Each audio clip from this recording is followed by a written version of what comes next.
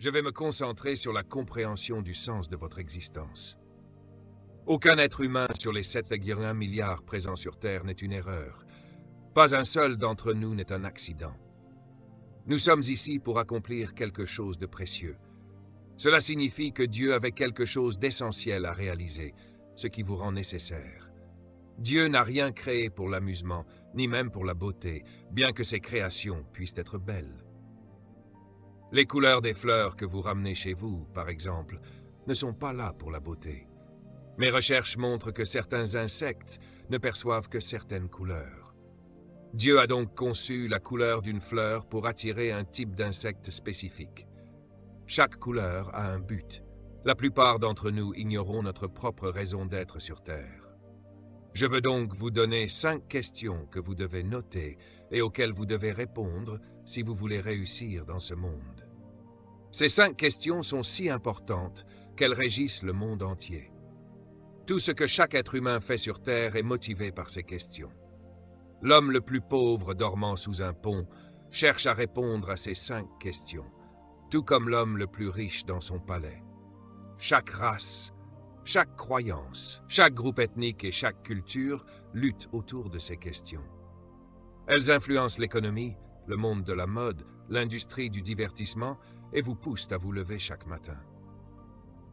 Elles engendrent des dirigeants corrompus, des personnes qui abusent de leur propre vie ou de celle des autres.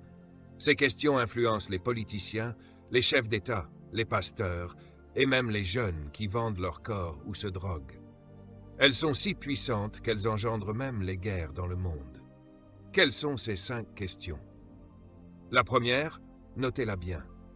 Qui suis-je? Qui suis-je? C'est une question difficile à répondre.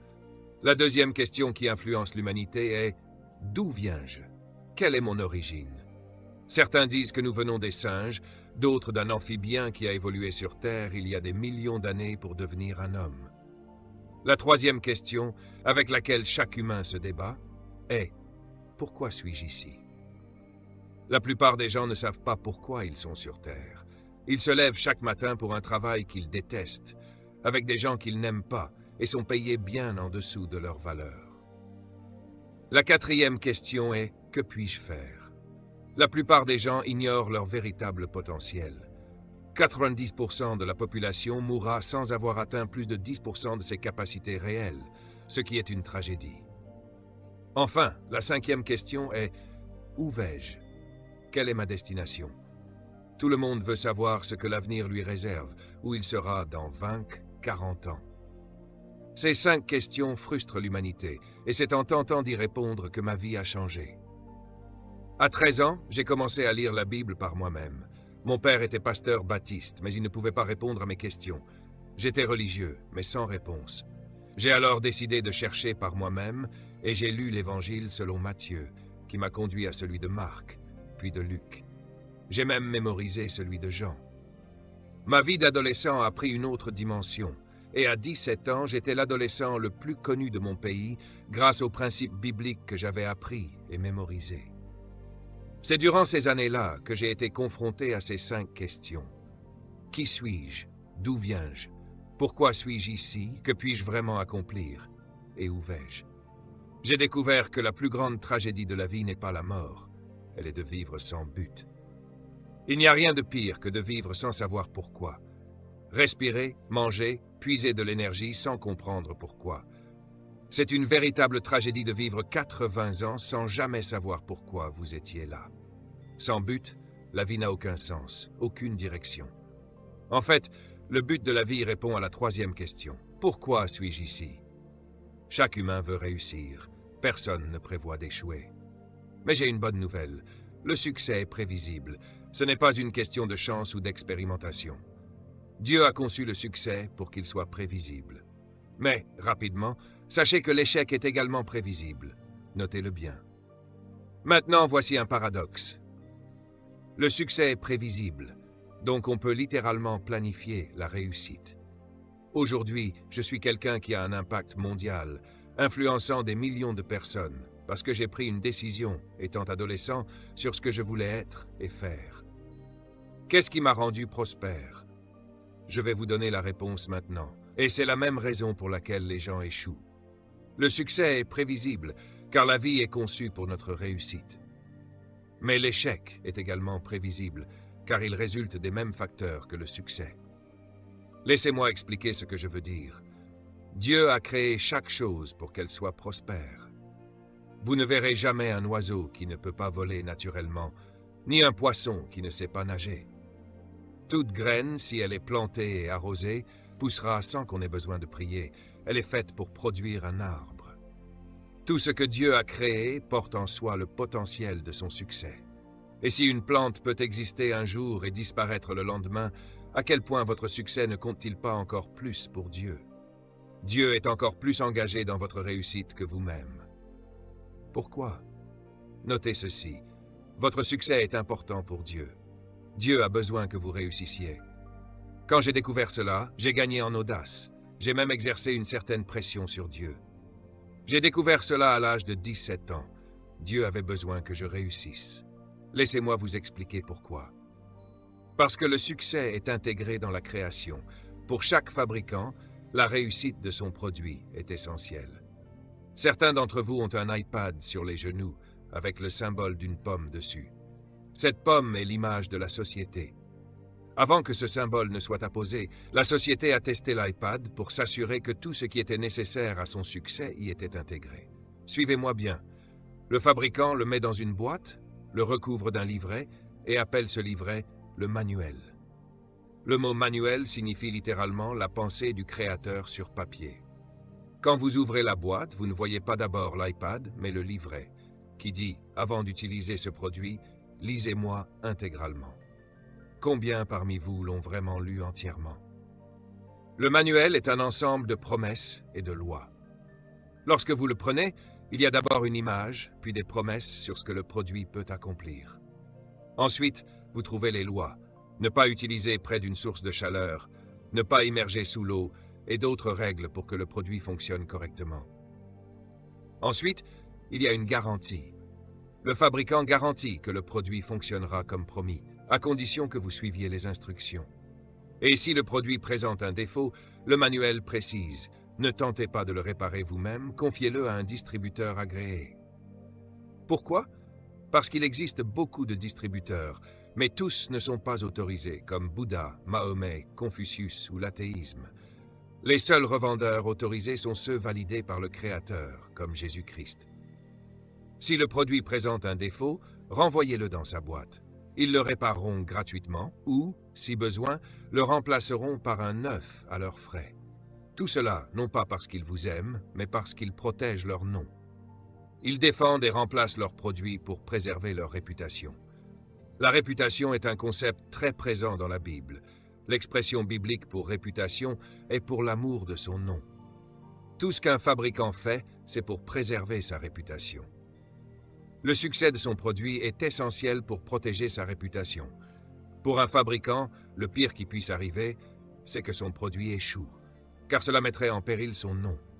C'est pourquoi, lorsque l'on découvre un défaut dans un produit, une entreprise rappelle tous les produits concernés pour les réparer gratuitement, pas parce qu'elle vous aime, mais parce qu'elle protège son nom. Ils ne vous connaissent même pas. Cela signifie qu'ils font tout cela, non pas pour vous, mais pour leur propre nom. Ils défendront, protégeront, remplaceront, répareront et restaureront non pas pour vous, mais pour préserver leur réputation. Écrivez le mot « réputation » dans vos notes. Le mot « réputation » se retrouve partout dans la Bible. L'expression utilisée dans la Bible pour la réputation est pour l'amour de son nom. Tout ce qu'un fabricant fait, il le fait pour sa réputation, pour protéger son nom. Le succès de chaque produit est donc nécessaire pour protéger la réputation de l'entreprise. Ainsi, le pire qui puisse arriver à un fabricant, c'est que son produit échoue, car cela pourrait détruire sa réputation et son entreprise. C'est pourquoi, chaque fois qu'une entreprise découvre un défaut dans un produit, elle lance un rappel massif et demande à ce que vous rapportiez le produit pour le réparer gratuitement. Si elle ne le fait pas, sa réputation pourrait être en péril. Ils ne le font pas parce qu'ils vous aiment, mais parce qu'ils tiennent à leur nom. Restez avec moi. Le succès est donc essentiel pour le fabricant. Vous êtes un produit, et la première chose que le fabricant a placée en vous, c'est son image. Je pourrais crier de joie maintenant. Le fabricant dit, faisons un produit à notre image. Oh, allez, si vous portez l'image, levez les mains et criez Alléluia. La première chose qu'il a mise en vous est la chose la plus importante pour lui, son image. Vous êtes comme le fabricant, ce qui signifie que votre échec est une mauvaise chose pour Dieu. J'ai une bonne nouvelle. La bonne nouvelle, c'est qu'à partir d'aujourd'hui, vous ne pouvez plus échouer. Dieu doit garantir votre succès, non pour vous protéger, mais parce que sa réputation est en jeu.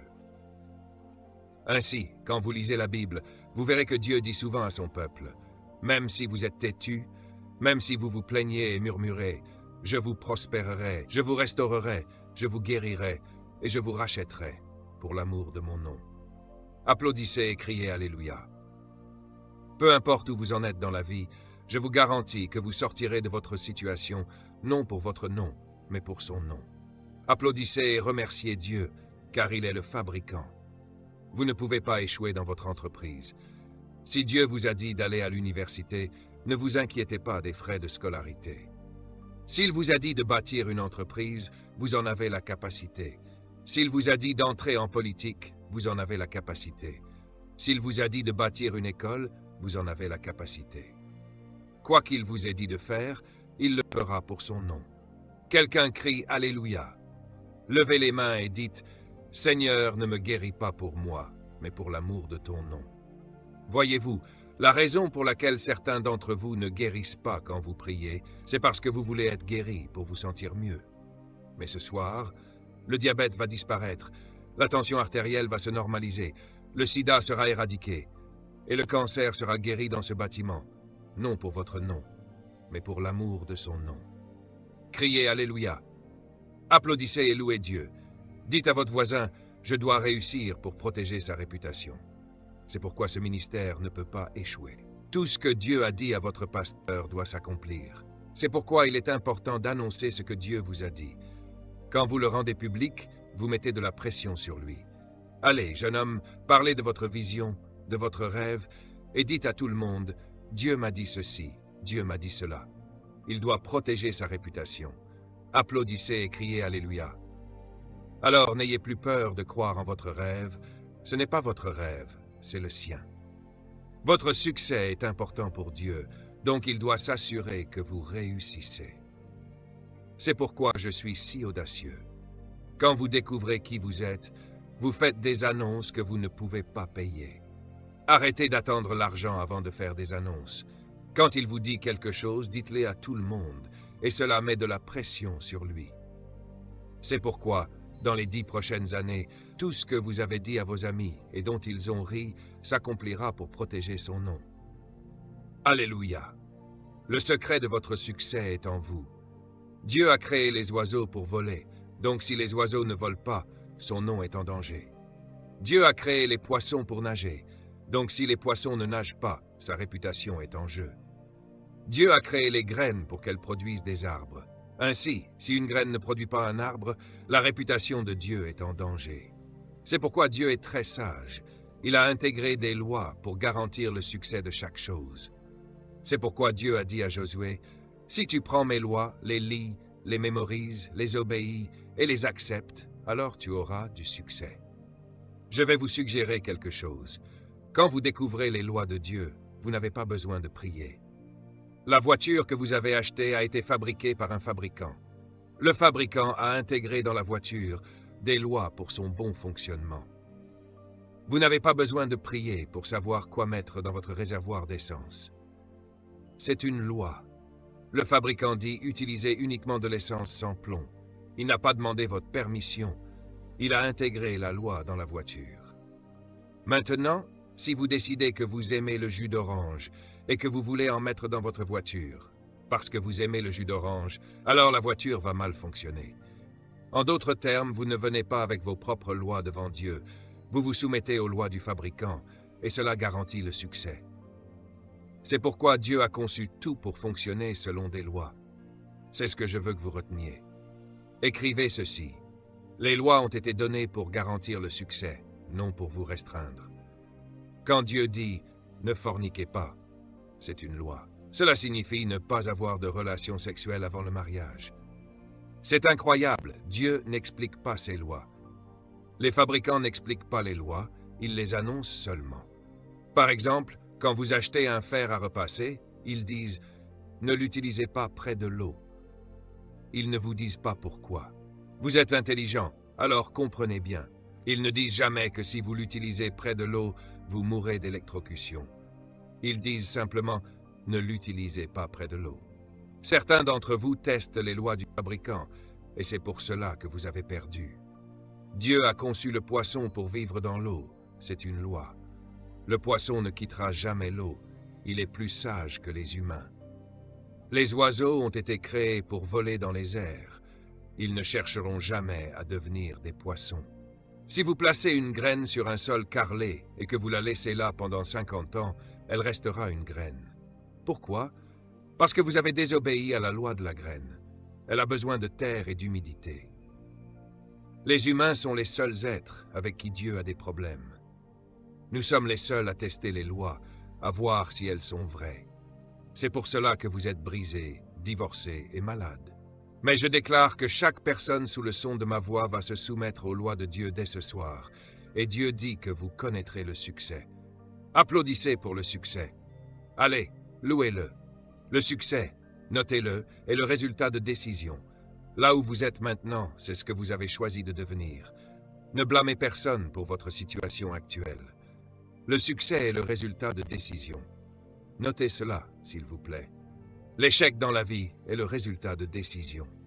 Ce que vous décidez détermine votre destinée. En d'autres termes, chacun devient ce qu'il décide d'être. J'ai décidé d'avoir du succès.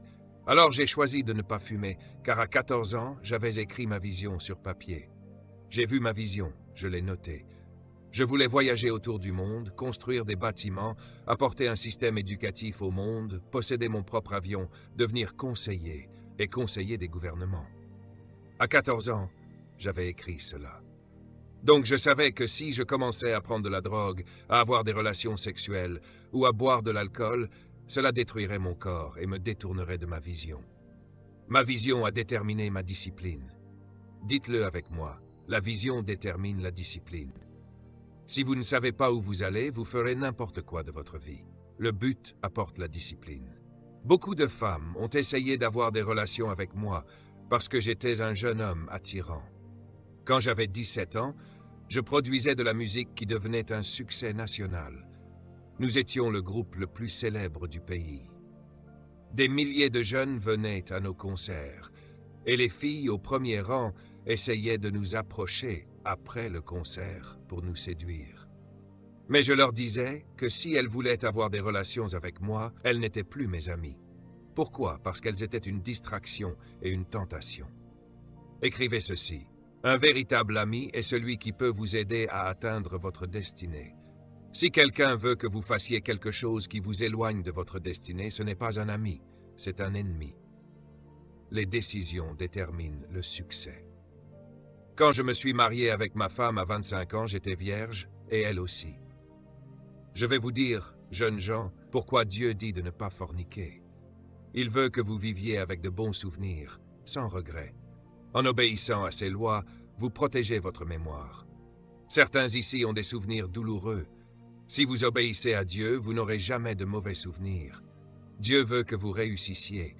Il vous a donné la vie pour réussir pour sa propre gloire. Votre succès est lié à sa réputation. Votre futur est le passé de Dieu. En d'autres termes, il vous a fini avant même de commencer. Lorsque j'ai compris cela, j'étais jeune, et cela m'a rendu confiant. Ce que vous êtes censé accomplir est déjà terminé. Dieu ne commence jamais avant d'avoir fini. Dans Jérémie chapitre 29, verset 1, Dieu dit « Je connais les projets que j'ai pour vous, des projets de paix et non de malheur, pour vous donner un avenir et de l'espérance. Il connaît déjà votre avenir. » Dans le livre d'Isaïe, quand j'ai lu cela, ma vie a changé. Dieu dit « Rappelez-vous ceci, gravez-le dans votre esprit et ne l'oubliez pas. » Quand Dieu dit quelque chose 3 fois, c'est extrêmement important. « Ô Jésus, aie pitié, dit-il. Je suis Dieu, il n'y en a aucun comme moi, et j'ai toujours dit la fin avant le commencement. » Verset suivant. « Et je fais connaître depuis les temps anciens ce qui est encore à venir. Je dis que mon dessein tiendra. » Ce passage a changé ma vie. Je veux conclure avec ce passage. J'ai besoin d'aide. Peux-tu venir m'aider, fils? Oui, tu peux descendre ici rapidement. Je veux que tu te tiennes ici pour moi, juste en face de moi. D'accord. Dieu dit, fais-moi face. Dieu dit, regarde, j'ai toujours dit la fin en premier, puis je fais marche arrière et je commence. Dieu dit qu'il n'y a pas de Dieu comme ça. Laissez-moi le redire. Ésaïe dit qu'il n'y a pas de Dieu comme moi, car j'ai annoncé la fin avant le début. Cela signifie que je termine avant de commencer, que je complète avant de commencer quoi que ce soit. Oh, restez avec moi, je me prépare à crier tout seul. Dieu dit, vous voyez, chaque fois que vous me voyez commencer quelque chose, c'est la preuve que c'est déjà fini. Dites à votre voisin, j'ai commencé, j'existe. Voici la bonne nouvelle. Dieu ne vous aurait pas permis d'être conçu dans le ventre de votre mère s'il n'y avait pas déjà quelque chose de fini que vous êtes né pour commencer. Allez, achetez le CD tout de suite, je parle à votre esprit ce soir. Cela signifie que vous n'êtes pas une erreur, vous êtes un bébé destiné, déjà fini. Dieu ne commence jamais avec le début, il commence avec la fin, puis il commence. Votre succès est déjà fini. Ensuite, Dieu dit, j'ai établi votre fin avant de commencer avec vous. Et au début, il dit, je fais connaître au début votre fin. C'est pourquoi quand vous étiez enfant, vous rêviez tout le temps. C'était votre destin qui criait à vous. C'est pourquoi vous avez de grands rêves. Ces rêves sont réels. Ne jugez jamais votre destin par l'endroit où vous êtes né.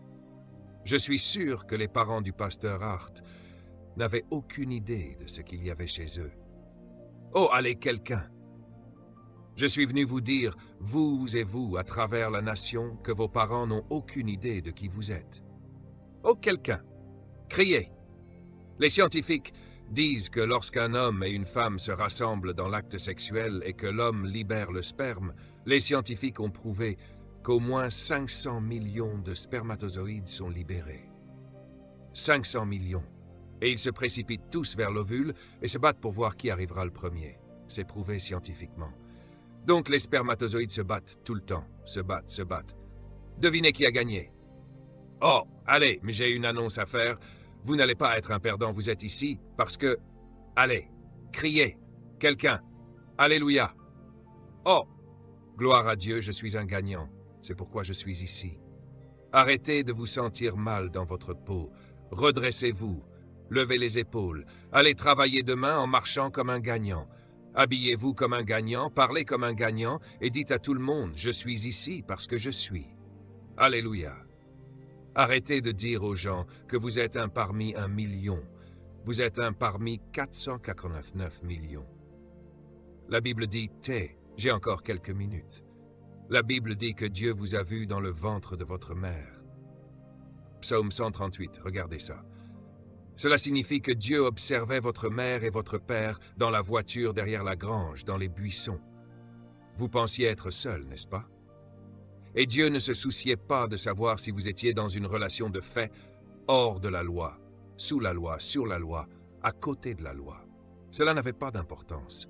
Il était temps que vous veniez, et Dieu a vu 500 millions de spermatozoïdes se précipiter vers l'ovule, et Dieu dit, « Je veux celui-là. » C'était vous.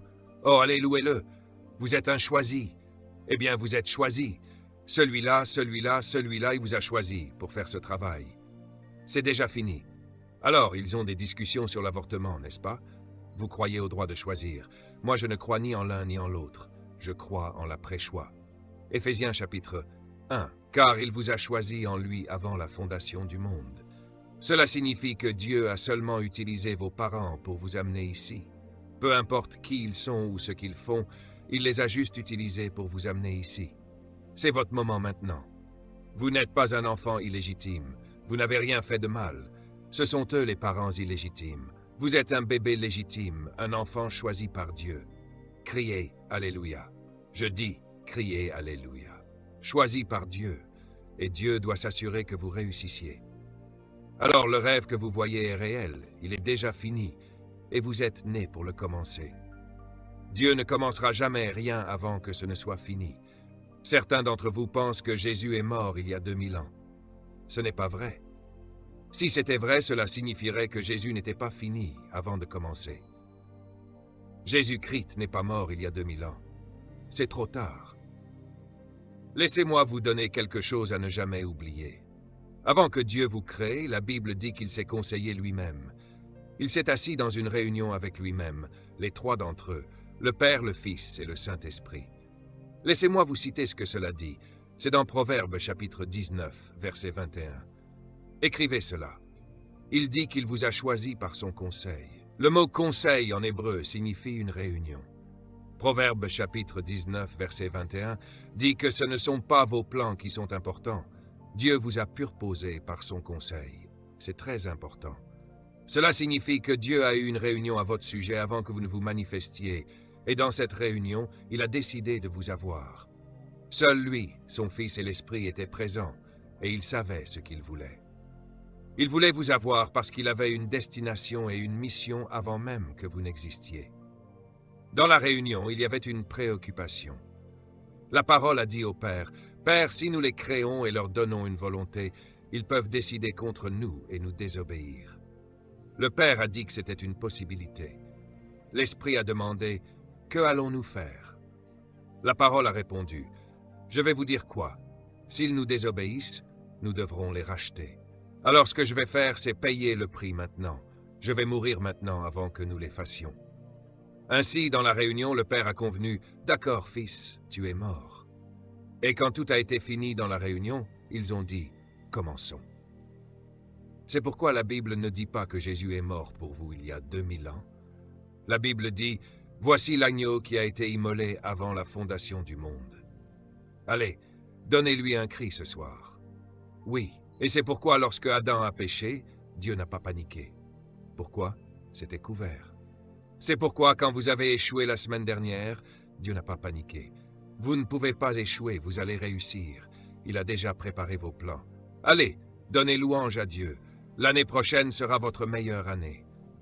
L'année prochaine sera votre meilleure année. L'année prochaine sera votre meilleure année. Parce que le succès est garanti pour son nom. Donnez-lui louange. Levez-vous sur vos pieds et criez vers le roi. Alléluia. Allez, Pretoria, donnez-lui louange. Dites à votre voisin, je suis un bébé choisi. Dites à votre voisin, j'ai déjà terminé. C'est pourquoi je suis ici ce soir. Je suis en route vers ma destination et je ne peux pas échouer. Quelqu'un crie, oui. C'est pourquoi, quand vous avez péché, il est venu vous chercher. Il ne vous a pas sauvé pour vous-même. Il pensait à lui-même. Il a dit, je dois le sauver. Je dois la sauver pour protéger ma réputation. Je dois m'assurer qu'elle atteigne son rêve et qu'il atteigne sa destination. Votre salut est garanti. Quelqu'un crie « Alléluia ». C'est pourquoi vous revenez à Dieu. Écoutez, vous ne revenez pas à Dieu pour rejoindre une église. Vous devez atteindre votre destinée. La Bible dit qu'il vous a prédestiné. Pré signifie avant. Il vous a prédestiné.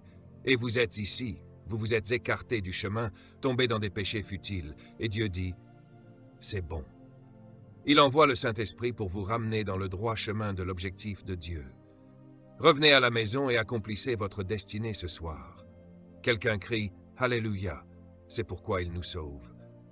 Je suis numéro 6. Pouvez-vous imaginer si ma mère avait dit à mon père « 5 c'est assez, tu peux tuer celui-ci ». 57 livres à succès plus tard, elle ne tuerait pas un bébé. Elle tuerait un auteur de 57 livres, le pasteur de la plus grande église des Bahamas, le propriétaire de 5 entreprises, un conseiller mondial, un consultant pour des gouvernements. Elle tuerait tout cela, y compris votre prédicateur ce soir. Et il prêche très bien ce soir. Quelqu'un crie « Merci Dieu ». C'est pourquoi Dieu déteste l'avortement. L'avortement n'est pas la mort d'un bébé, c'est la termination d'une destinée. Et c'est pourquoi il vous a sauvé, pour faire les œuvres préparées pour vous avant que le monde ne commence. Vous êtes chargé ce soir. Supposons que Moïse ne soit pas revenu. Seul Dieu pouvait regarder un meurtrier comme Moïse et voir en lui Genèse, Exode, Lévitique, Nombre, Deutéronome. Dans un meurtrier, Dieu voyait les 10 commandements, le leader d'1 million de personnes. Quand Dieu a sauvé ce panier, il sauvait les 5 premiers livres de la Bible. Et garçon, dites destinée. Quand Paul a été accusé d'être un tueur en série, il a tué toutes ces personnes au nom de sa foi, Dieu ne l'a pas tué. Dieu l'a fait tomber de son cheval et a dit « Saul, en toi se trouve un Paul. Vous voyez, certains d'entre vous sont nés Saul, mais vous êtes en réalité Paul. Dites à votre voisin, tu ne sais pas encore qui je suis. Reste encore quelques années et je vais me manifester, et tu seras content d'être assis à côté de moi. Quelqu'un crie, je viens bientôt. Dites-le, je viens bientôt. Vous ne m'avez pas encore vu. Et Dieu dit, Saul, je vais te sauver. Il ne sauvait pas un homme. Il sauvait la première et la seconde épître aux Corinthiens, les épîtres aux Colossiens, aux Galates, aux Éphésiens, aux Philippiens, à Timothée, à Tite, à Philémon, aux Thessaloniciens. Il sauvait le Nouveau Testament. Quand il a sauvé Paul, c'est pourquoi vous êtes ici ce soir. Il veut sauver tous les magazines, les écoles, le ministère et toutes les choses que vous portez. Il veut sauver votre destinée. Donnez louange à Dieu, vous serez sauvés. Oh, je sens l'onction de Dieu ici ce soir. Allez, Pretoria, c'est votre moment. Vous êtes venus ici ce soir, assis dans votre chaise, et Dieu m'a envoyé de l'autre côté du monde parce qu'il en a assez que vous perdiez du temps. Dieu dit que votre vie commence ce soir. Je veux que vous arrêtiez de jouer avec votre vie. Vous devez découvrir qui vous êtes, d'où vous venez, pourquoi vous êtes ici, ce que vous faites et où vous allez. Le Saint-Esprit vous donnera les réponses ce soir.